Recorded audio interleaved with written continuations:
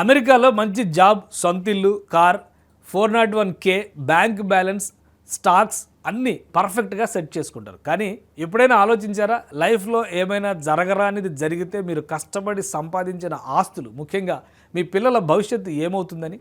చాలామంది ఎన్ఆర్ఐలు మనకి ఇంకా వయసు ఉందిలే అని నిర్లక్ష్యం చేసే అతి ముఖ్యమైన విషయం విల్ అండ్ ఎస్టేట్ ప్లానింగ్.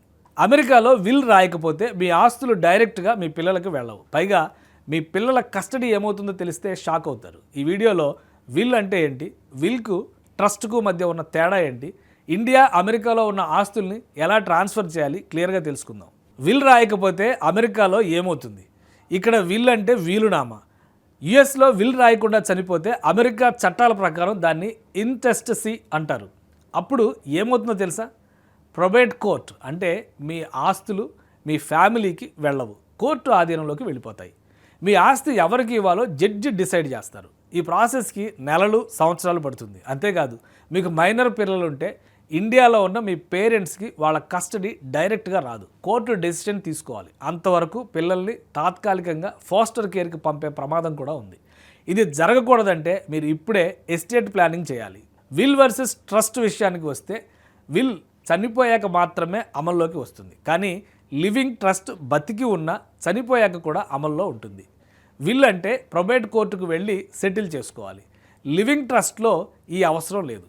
మీ ఆస్తులు డైరెక్ట్గా మీ ఫ్యామిలీకే వెళ్తాయి. తక్కువ ఆస్తులు ఉన్నవారికి విల్ ఆప్షన్ బెస్ట్. అదే సమయంలో సొంత ఇల్లు, మల్టిపుల్ అసెట్స్ ఉన్న ప్రతి ఎన్ఆర్ఐకి లివింగ్ ట్రస్ట్ అల్టిమేట్ ఆప్షన్. ఇక మన ఎన్ఆర్ఐల మెయిన్ డౌట్, నా ఆస్తులు అమెరికాలో ఉన్నాయి, ఇండియాలోనూ ఉన్నాయి, ఒకటే విల్ సరిపోతుందా? టెక్నికల్గా ఒక ఇంటర్నేషనల్ విల్ సరిపోతుంది, కానీ ప్రాక్టికల్గా అలా చేయకండి.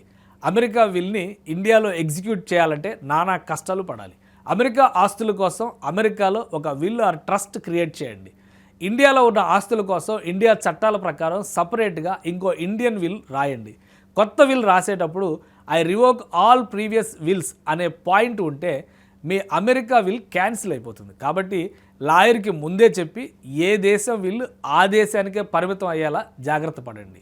Will and estate planning process ఏంటి అంటారా? చాలా సింపుల్. మంచి ఎస్టేట్ ప్లానింగ్ అటార్నీని కలవండి. మీ పిల్లలకు ఎవరిని గార్డియన్స్గా పెట్టాలో క్లారిటీ ఇవ్వండి. డాక్యుమెంట్స్ రెడీ అయ్యాక నోటరైజ్ చేయించి సేఫ్గా ఒక కాపీ ఇంట్లో, ఒక కాపీ డిజిటల్గా సేవ్ చేసుకోండి. అంతే, me will and estate planning పూర్తయిపోతుంది. చూసారుగా, మనకంటూ ఒక ఫ్యామిలీ, ఆస్తులు స్టార్ట్ అయిన మరుక్షణం ఈ ఎస్టేట్ ప్లానింగ్ జరిగిపోవాలి. ఇది మన కోసం కాదు, మన వాళ్ళ భవిష్యత్తు కోసం మనం వేసే సేఫ్టీ షీల్డ్.